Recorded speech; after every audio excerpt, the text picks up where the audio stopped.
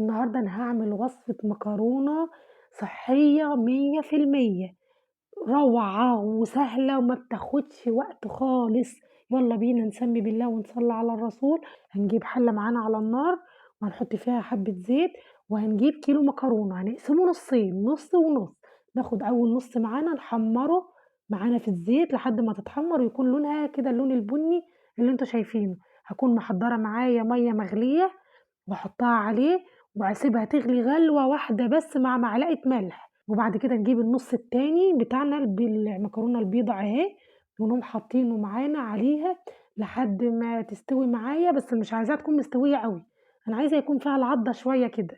ونغسل معانا بقى المكرونة ونجيب الحلة بتاعتنا بعد ما صفينا المكرونة، ونجيب معلقة سمنة بلدي محترمة. معلقة السمنة تسخن معايا، انزل بقى بالمكرونة بتاعتي زي ما انتم ما شايفين، اقلبها تقليبه حلوه، وربع معلقه من الفلفل الاسمر ونص معلقه من الملح، واقلب الكلام الجميل ده كله في بعضه، واسيبها كده 4 دقايق 5 دقايق بس ايدي تفضل فيها شويه من شويه كده. وعملت جنبها بقى لحمه وشوربه، هي ما بتتاكلش الا باللحمه والشوربه مع الليمون على الشوربه بقى.